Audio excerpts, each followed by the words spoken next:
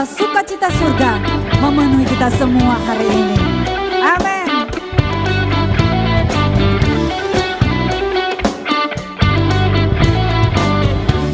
Sukacita surga, itulah kekuatan bagi jiwa.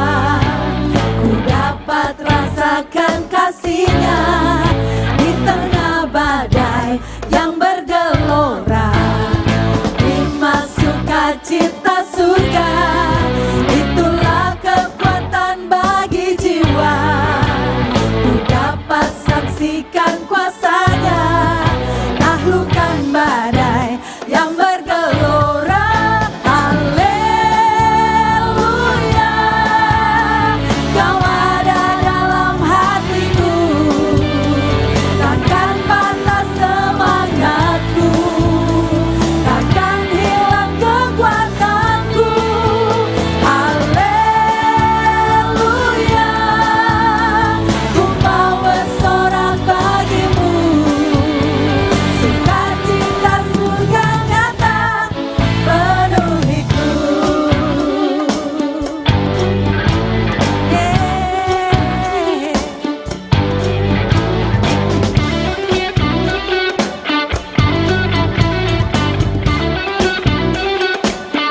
Sama-sama katakan. Terima sukacita surga, itulah kekuatan bagi jiwa.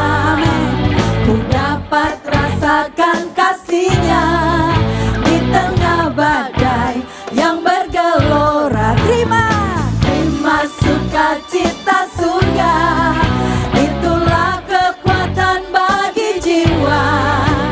Ku dapat saksikan kuasa-Nya, taklukkan badai yang bergelora. Haleluya, Kau ada dalam hatiku, takkan patah semangatku, takkan hilang kekuatanku. Haleluya, haleluya, ku mau bersorak bagimu. Sukacita surga nyata penuhiku.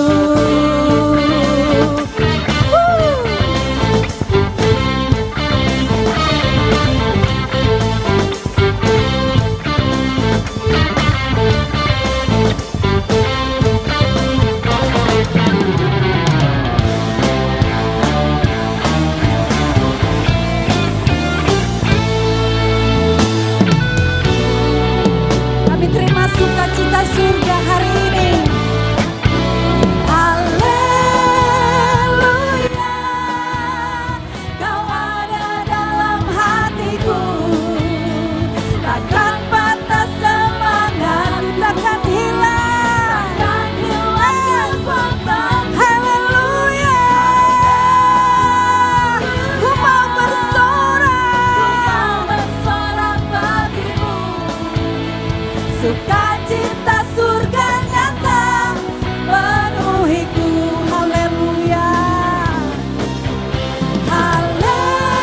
haleluya, Kau ada dalam hatiku, takkan patah semangatku, takkan hilang kekuatanku. Haleluya, haleluya, ku mau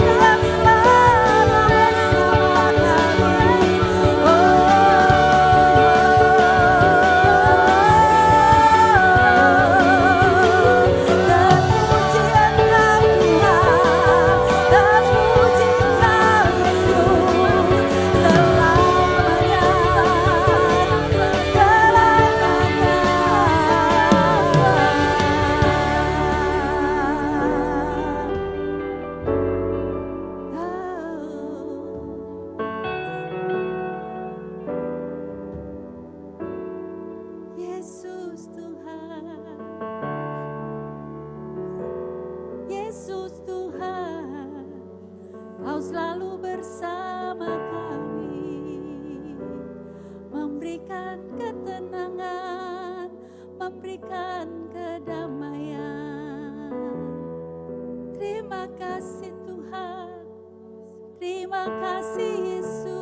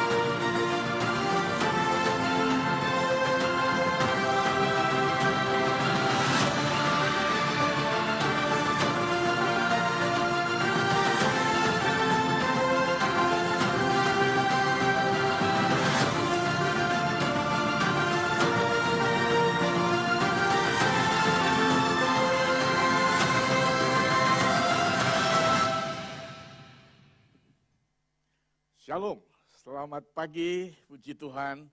Oleh karena anugerah Tuhan kita bisa berkumpul di dalam pertemuan di udara, dalam ibadah streaming.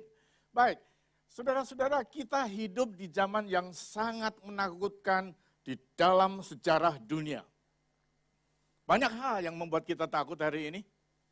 Corona, orang takut kehilangan pekerjaan, takut kehilangan kesehatan. Banyak hal yang menakutkan dan takut itu ada positifnya, ada negatifnya. Positifnya kalau orang takut pakai masker supaya nggak kena COVID. Itu takut yang bagus.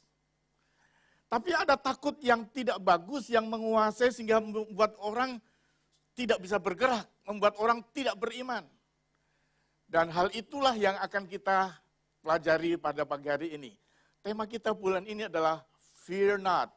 Jangan kamu takut. Sebab ketika kita masuk bulan Desember, maka suasana Natal sudah mulai terasa.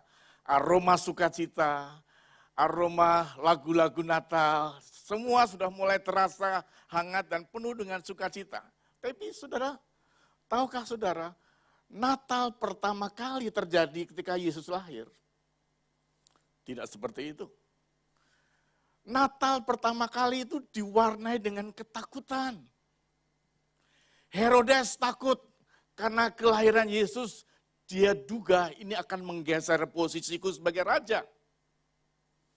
Rakyat Yerusalem takut karena dengan keputusan Herodes yang membunuh semua bayi di bawah 2 tahun.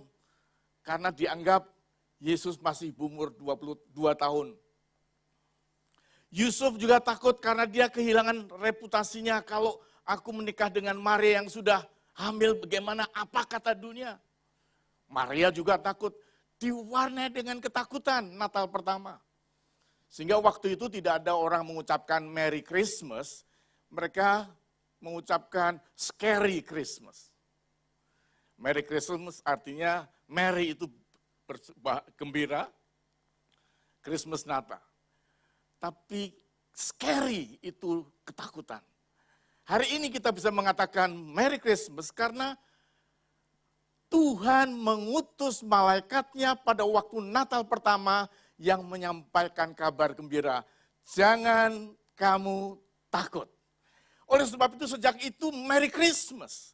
Yang tadinya mereka takut, akhirnya karena berita dari surga yang mengatakan jangan kamu takut. Maka sekarang tiap kali kita merayakan Natal, kita penuh dengan sukacita karena ada jaminan.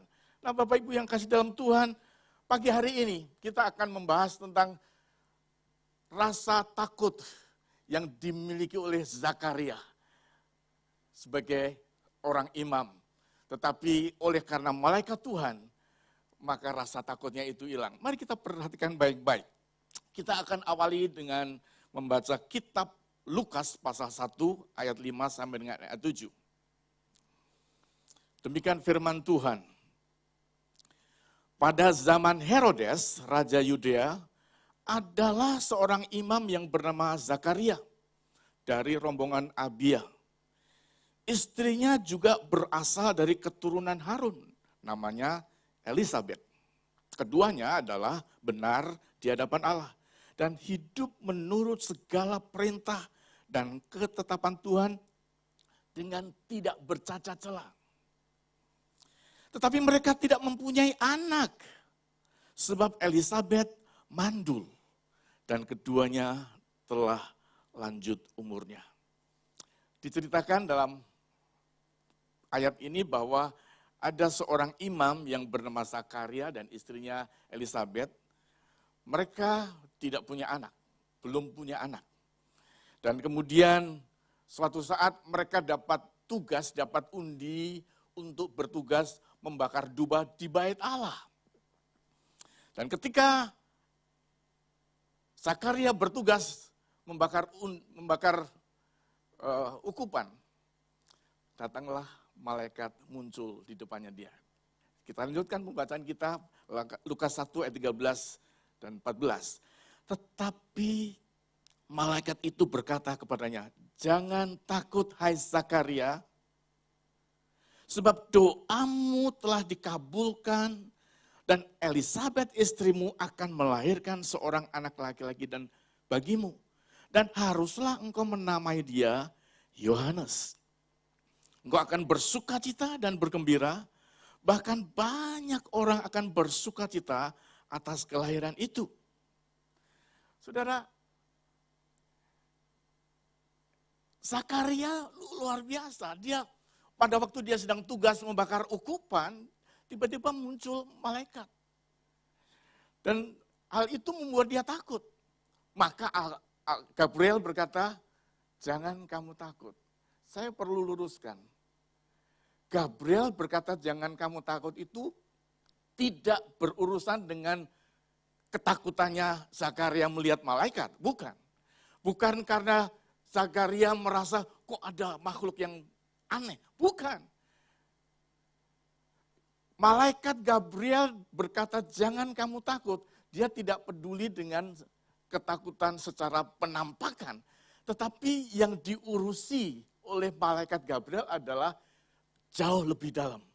Ada satu pergumulan dalam batin dari Zakaria yang perlu diluruskan, yang perlu dikuatkan. Bukan penampilan sebagai malaikat, bukan. Malaikat nggak peduli itu. Tapi yang lebih dalam itu yang lebih penting. Yaitu apa? Saudara perhatikan baik-baik.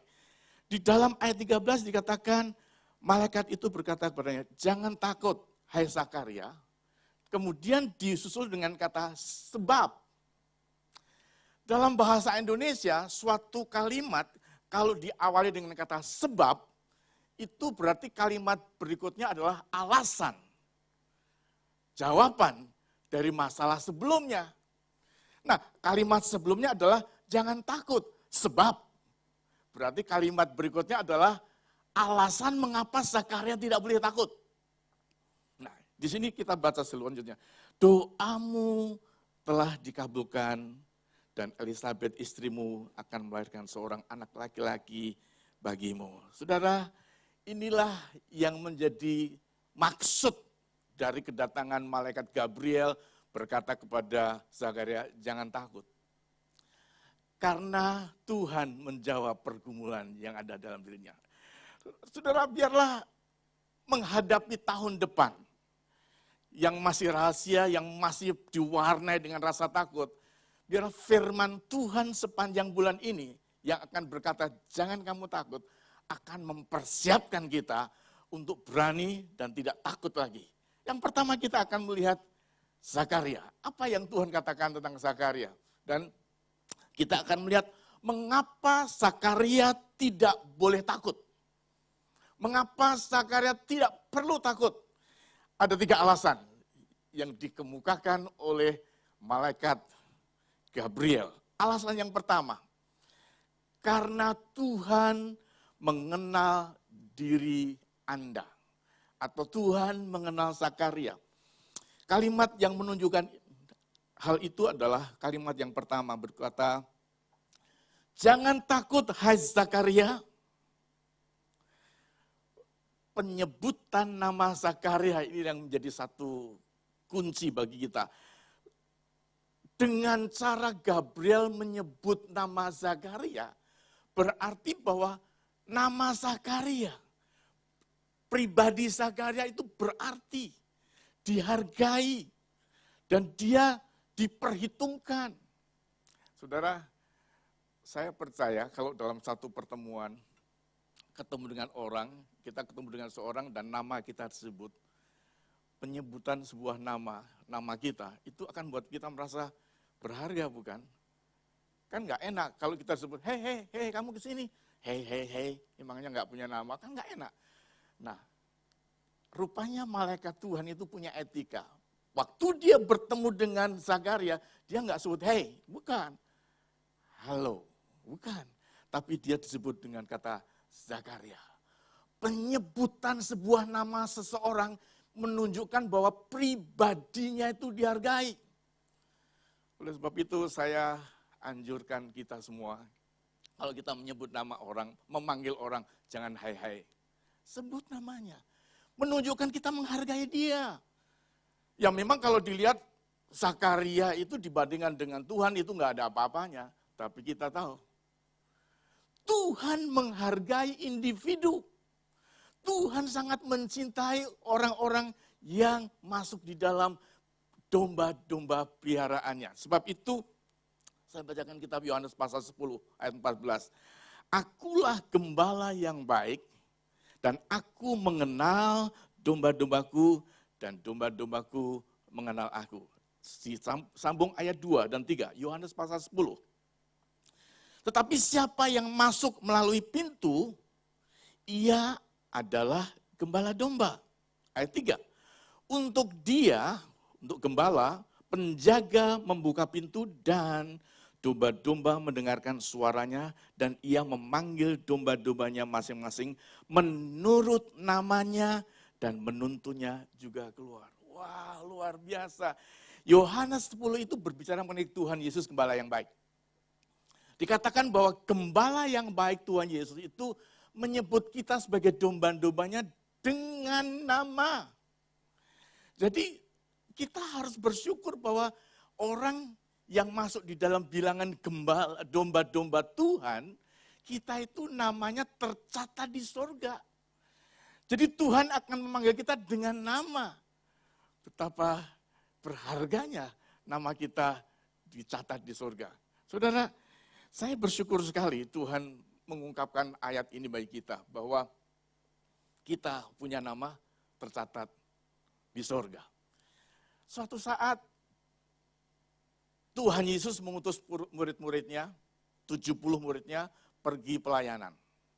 Dua orang, Yesus nggak ikut. Dia berdoa buat mereka dan dua orang pergi. Dan mereka pergi pelayanan ke desa-desa dan luar biasa tanda ajaib menyertai mereka. Yang sakit disembuhkan, yang buta dicelikkan dan yang lumpuh berjalan, semua penyakit. Dan semua selesai. Semua murid-murid Yesus dipakai Tuhan dengan mujizat yang ajaib. Setelah selesai pelayanan, mereka pulang. Pulang bertemu dengan Yesus, laporan. Wah, dimulai dengan Petrus. Biasa, Petrus kadang-kadang agak lebay. Yesus, aduh, iblis itu kecil, gak ada apa-apanya. Takluk. Gantian si Yohanes lapor juga, Tuhan, sekarang kita hebat, gak ada yang bisa melawan. Pokoknya semua murid-murid Yesus itu dengan cara masing-masing, dengan rasa bangga, mereka dipakai Tuhan dan iblis takluk. Iblis tidak berkutik. Bagaimana respon Tuhan ketika mendengar kesaksian mereka? Begini jawaban Yesus. Hei, aku juga lihat kok, iblis dari langit jatuh seperti kilat. Tapi, perkataan ini, jangan kamu bersukacita karena iblis takluk. Bersukacitalah karena namamu tercatat di sorga. Wah, luar biasa bukan? Jadi di sini Tuhan ingin menjelaskan bagi kita pentingnya nama kita dicatat di surga. Itu jauh lebih penting daripada hebatnya pelayanan. Hebatnya manusia di dalam berkarir, nggak ada artinya. Dibanding kalau nama kita tercatat di surga. Walaupun kita hebat, kita kaya, kita punya segudang prestasi, kalau namamu tidak tercatat di surga, apa artinya? Sebaliknya, sekalipun mungkin kita tidak punya prestasi apa-apa, kita nggak punya, nama kita nggak pernah muncul di koran, nggak pernah muncul di warta jemaat, tapi kalau namamu tercatat di surga, itu jauh lebih berarti dan lebih berharga. Nah, inilah yang dimaksud Gabriel kepada Zakaria. Hai Zakaria, bayangkan jauh-jauh dari surga turun ketemu Zakaria, langsung menyebut nama Zakaria. Hai Zakaria, jangan takut. Artinya Zakaria pribadinya dihargai, diperhitungkan, dan itulah yang menjadi kekuatan yang pertama. Jangan takut. Kenapa? Karena namamu tercatat di surga. Karena engkau berharga, itu jauh lebih indah.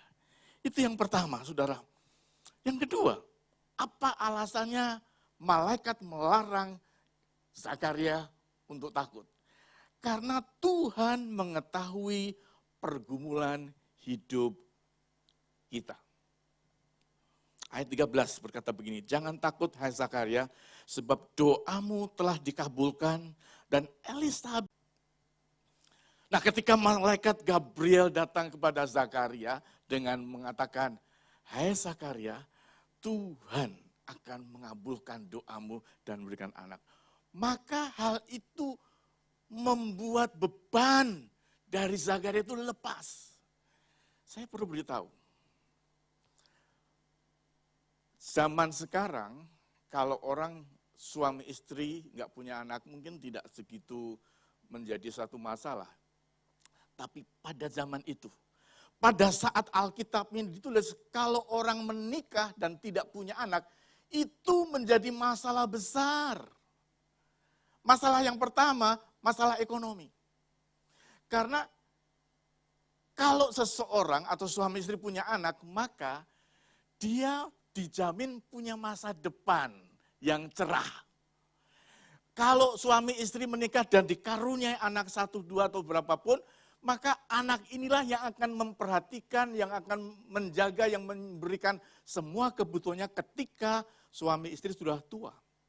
Perlu dicatat, waktu itu kan belum ada asuransi, belum ada pensiunan hari tua, belum ada. Jadi anaklah yang menjadi jaminan orang tua.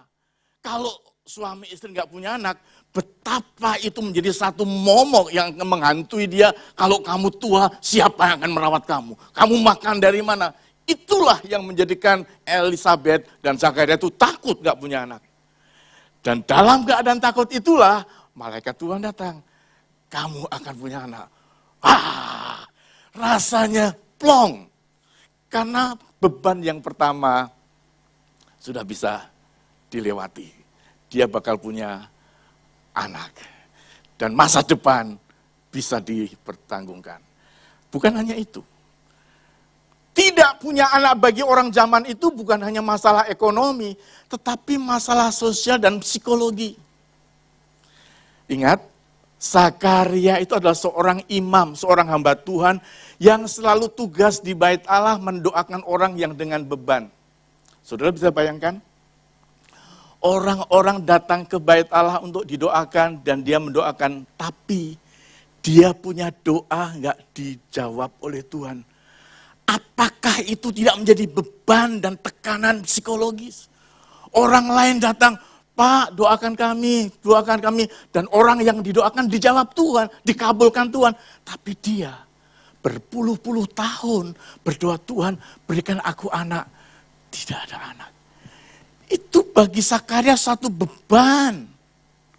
Sehingga ketika malaikat datang mengatakan, Zakaria, kamu bakal punya anak. Tuhan menjawab doamu.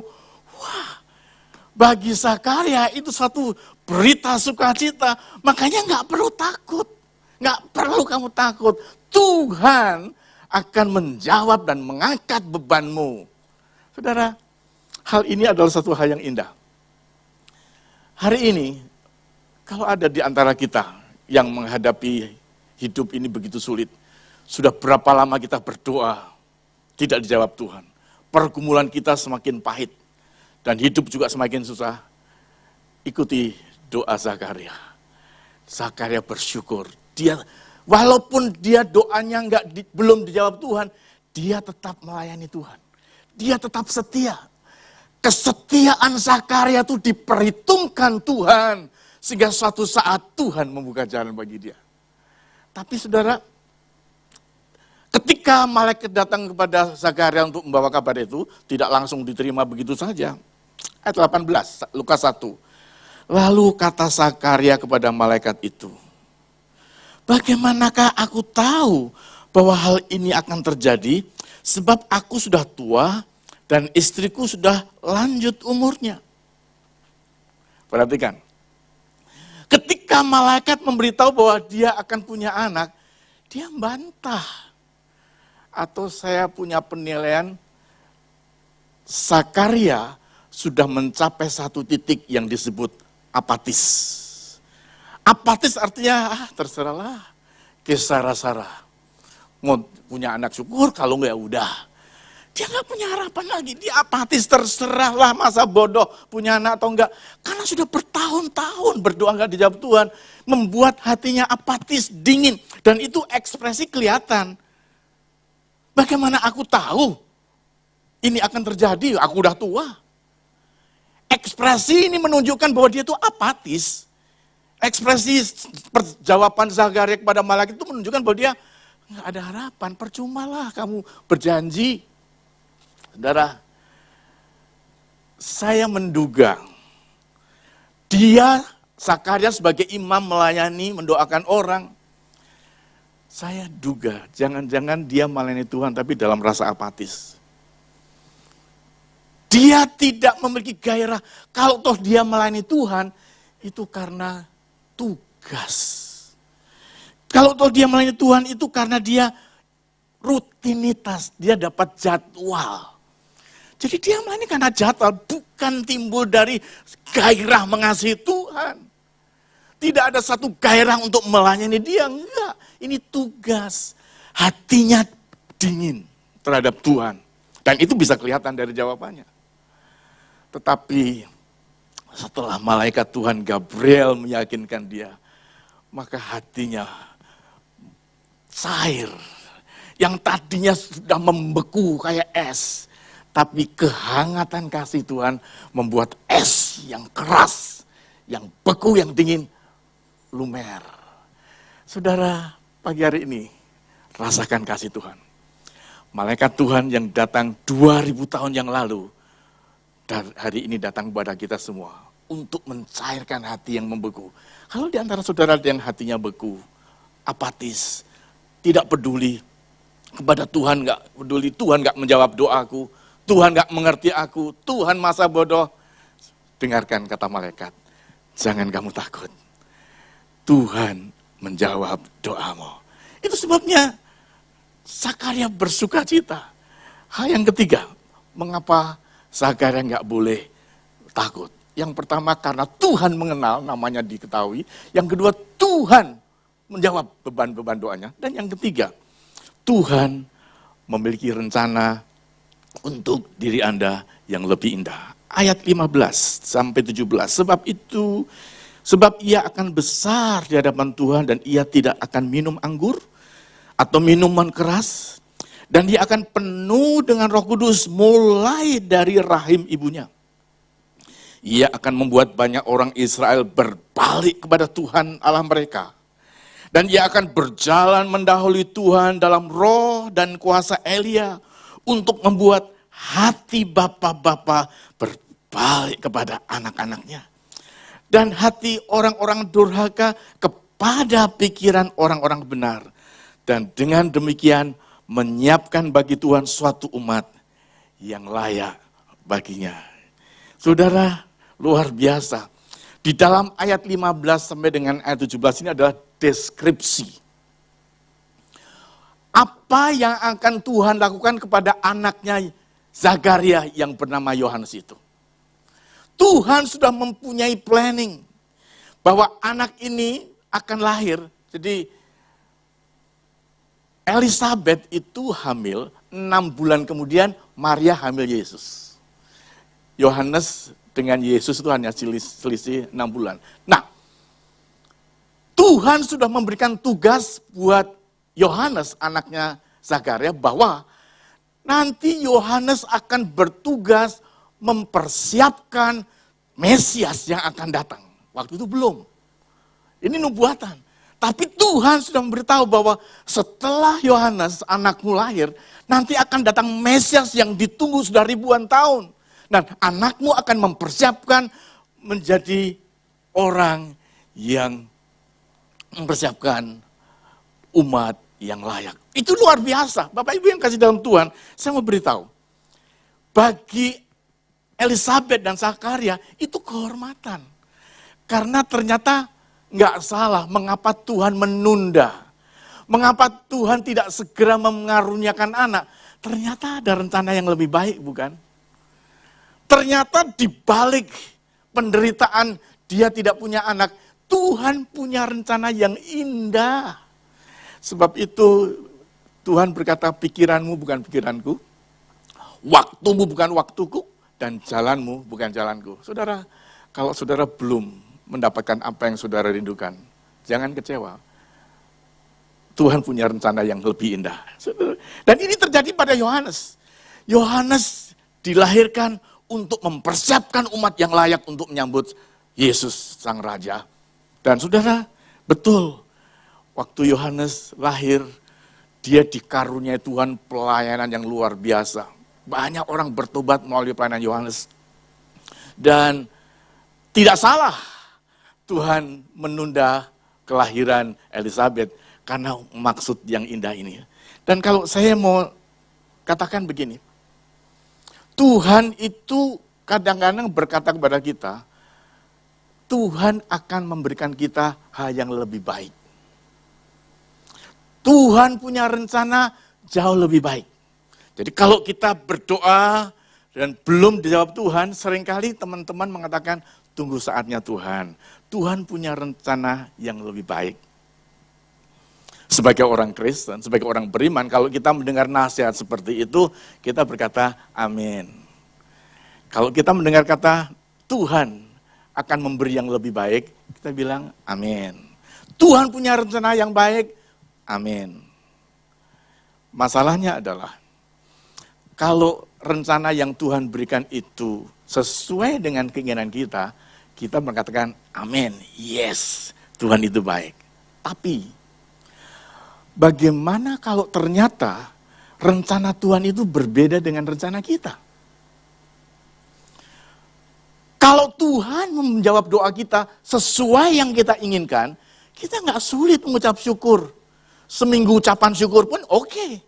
Tetapi bagaimana kalau rencana yang dimaksud itu adalah penggenapan Tuhan untuk dia yang tidak sesuai dengan mau kita. Nah saudara, kita lihat kasusnya Yohanes. Tuhan memberikan jawaban doa bagi Elisabet dan Zakaria, yaitu lahirnya seorang anak bernama Yohanes. Bagi mereka punya anak itu sudah syukur, tapi Tuhan memberikan lebih dari sekedar punya anak, karena anak yang akan lahir akan menjadi pelayan bagi Tuhan, mempersiapkan jalan bagi datangnya Yesus dan menjadikan suatu umat yang layak. Itu bagus. Tapi kebanyakan orang kalau dibilang rencana Tuhan itu bagus dan indah, pengertian rencana Tuhan baik dan indah itu biasanya itu dikaitkan dengan hidup yang mapan, diberkati, kemudian semua orang suka, kita terkenal. Begitu kan? Coba perhatikan baik-baik. Kalau kita berkata rencana Tuhan baik bagiku, atau orang mengatakan rencana Tuhan digenapi dalam dirimu, selalu yang kita pikirkan adalah rencana yang baik-baik. Tuhan memberkati, Tuhan memberikan semua. Nah, kita lihat Yohanes. Apakah seperti itu? Yang terjadi di Yohanes tidak seperti yang kita bayangkan bahwa doanya dikabulkan Tuhan itu karena hidupnya enak, kaya, terkenal, dikasih semua orang. Bukan. Ketika Yohanes Pembaptis melayani, dia diberi karunia Tuhan berkhotbah, menegur orang yang salah. Dia sangat tajam.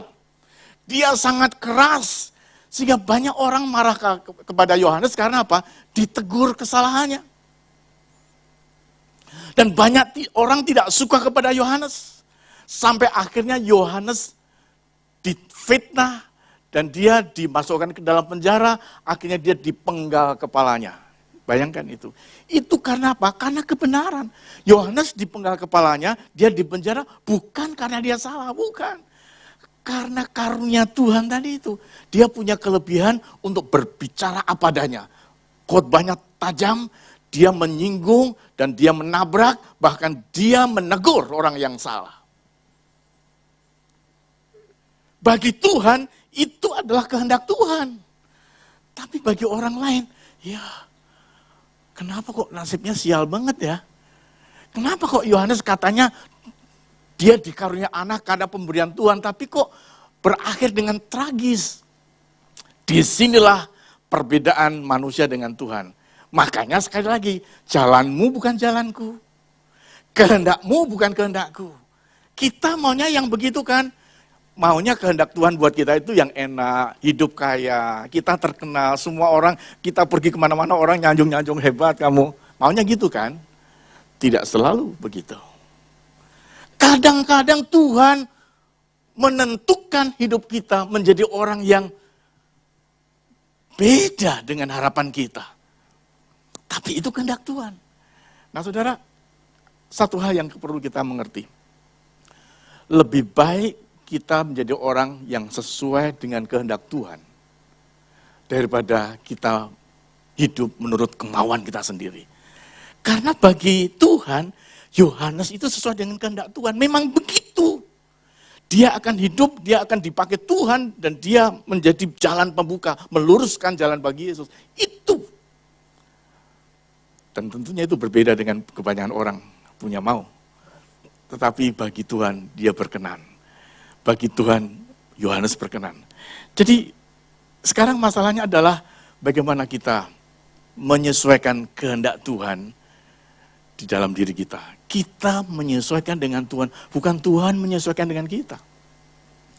Kita harus mengutamakan Tuhan di atas segalanya. Kalau Tuhan berkenan, Tuhan akan memberikan semua yang kita doakan. Dan tentunya tidak semua orang bernasib seperti Yohanes. Tentunya tidak semua orang akan diberi kepercayaan seperti Yohanes atau bernasib seperti dia, tidak. Tapi yang saya maksudnya adalah Yohanes lahir karena menggenapi janji Tuhan. Kesimpulannya adalah, saudara, menyiapkan diri kita untuk memasuki tahun yang baru. Jangan takut. Sebab Tuhan mengenal siapa kita. Namamu sudah tercatat di sorga.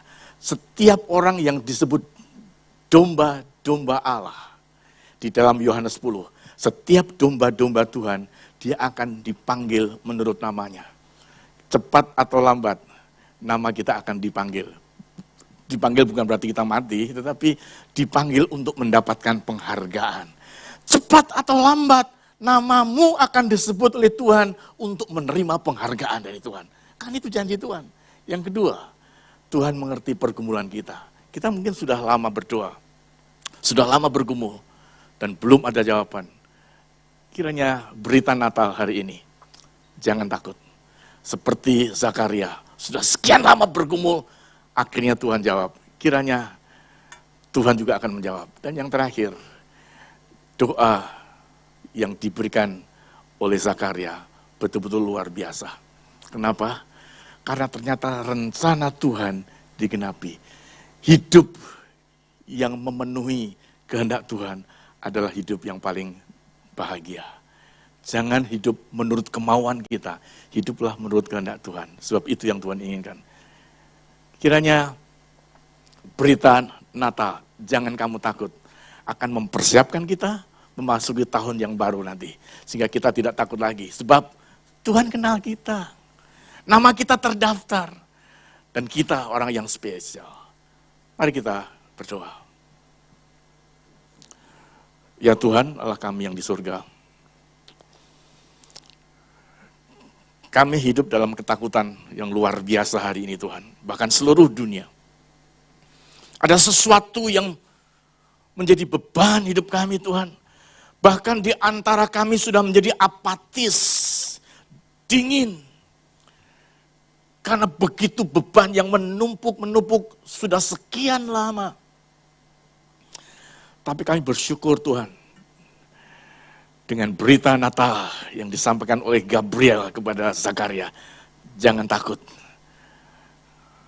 Karena Tuhan mengerti beban kami. Dan Tuhan memberikan kami yang terbaik. Sebab itu kami berdoa pada hari ini Tuhan. Kami berdoa untuk seluruh umat-Mu yang mengikuti siaran streaming ini. Yang dalam hidupnya sudah sekian lama berdoa bergumul. Dan belum mendapatkan jawaban dari Tuhan. Kiranya Tuhan hari ini akan mendengar mereka di dalam nama Yesus Kristus. Jangan takut, karena Tuhan mendengar doamu. Jangan takut, karena Tuhan mengerti bebanmu dan Tuhan mengangkat bebanmu. Dan jangan takut, karena Tuhan menetapkan rencananya di dalam dirimu. Tuhan, kami berserah kepadamu Tuhan. Apapun yang terjadi, kami mau menjadi seperti yang Kau ingini. Dan kami berbahagia Tuhan karena nama kami tercatat di sorga. Dan itu jauh lebih berarti dan berharga bagi kami. Daripada segala harta. Mengingat nama kami tercatat di dalam kerajaan Allah. Itu membuat kami tidak lagi takut. Tidak lagi gentar. Kami siap untuk menghadapi tahun yang akan datang. Karena Tuhan membela kami, menjaga kami. Terima kasih Bapak, kami bersyukur buat firman-Mu pada pagi hari ini. Di dalam nama Tuhan Yesus. Amin. Tuhan memberkati.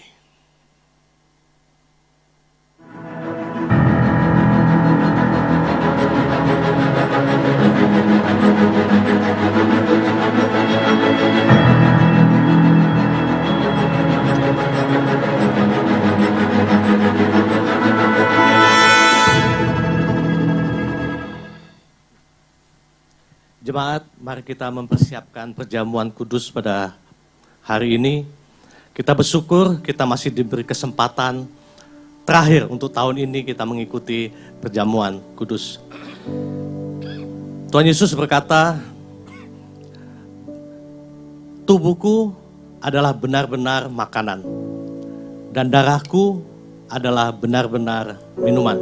Oleh sebab itu, mari kita siapkan hati kita dengan sikap hati yang benar untuk melakukan perjamuan kudus pada pagi hari ini. Sebelumnya kita berdoa. Tuhan Yesus, kami mengucap syukur Tuhan. Engkau begitu baik dalam kehidupan kami Tuhan. Pagi ini Tuhan, kami bersyukur Engkau telah mengingatkan kami kembali Tuhan, bahwa begitu besar kasih-Mu, begitu besar pengorbanan-Mu bagi hidup kami Tuhan, sehingga Engkau mau mati di kayu salib bagi dosa-dosa kami Tuhan. Kami akan melakukan perjamuan kudus pada pagi hari ini Tuhan. Siapkan hati kami Tuhan, di dalam nama Tuhan Yesus. Haleluya, amin. Pada malam hari sebelum Yesus diserahkan, Dia melakukan perjamuan kudus bersama dengan murid-muridnya. Dia mengangkat roti dan mengucap syukur dan berkata, inilah tubuhku yang diserahkan bagi kamu. Perbuatlah ini menjadi peringatan akan aku. Mari kita makan dalam nama Tuhan Yesus.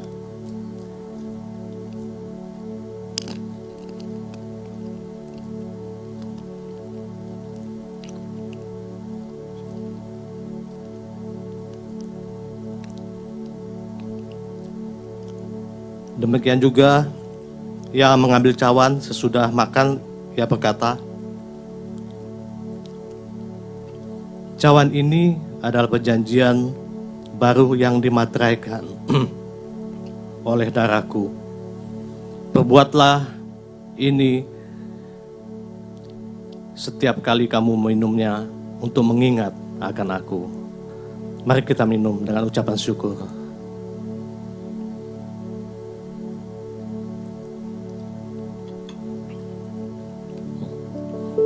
Mari kita bersyukur. Terima kasih Tuhan. Terima kasih Tuhan. Terima kasih Tuhan. Terima kasih Tuhan. Kami bersyukur. Terima kasih Tuhan. Haleluya. Haleluya. Kembali kami bersyukur Tuhan. Terima kasih untuk perjamuan kami pada pagi ini Tuhan. Begitu besar karya salib-Mu bagi kami Tuhan. Begitu agung Tuhan Engkau bagi kehidupan kami Tuhan.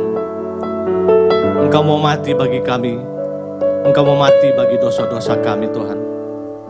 Kami percaya Tuhan, bila kami sakit hari ini Tuhan, Engkau akan sembuhkan Tuhan.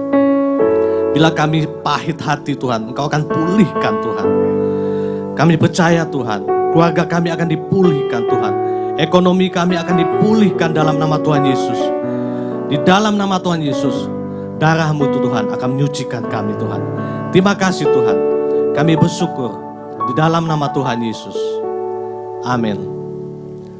Jemaat Tuhan, mari kita persiapkan persembahan kita pada pagi hari ini.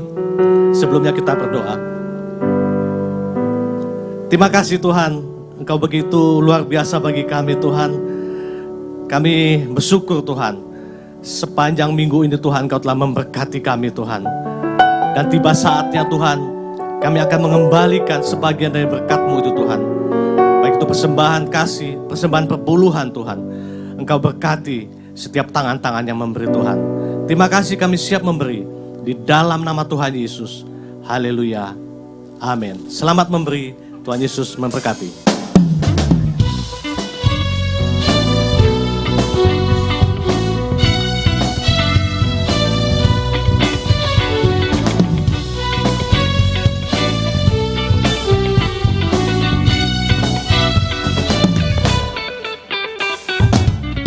Meskipun musuh di depanku, rintangan menghadang langkahku, ku tahu sungguh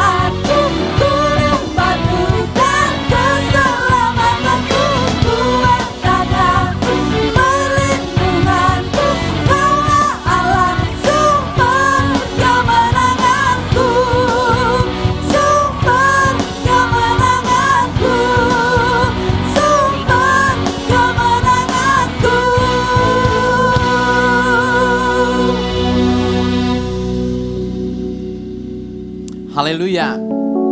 Kabar baik bagi setiap kita pagi ini, bahwa Tuhan sejak semula memiliki rencana, rancangan indah bagi setiap kami.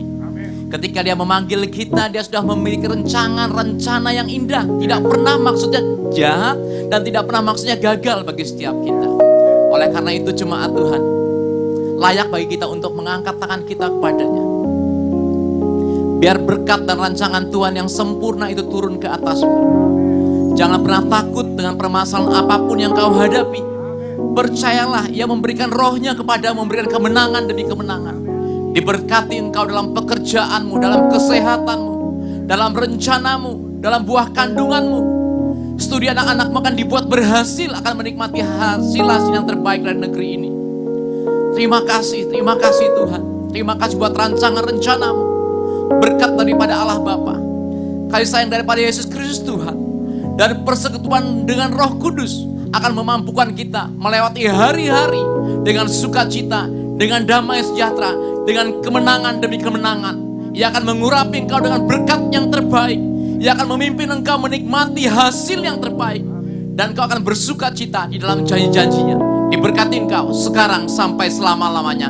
Dan kita yang sudah diberkati berkata, amin, amin. Selamat hari Minggu, Tuhan Yesus memberkati.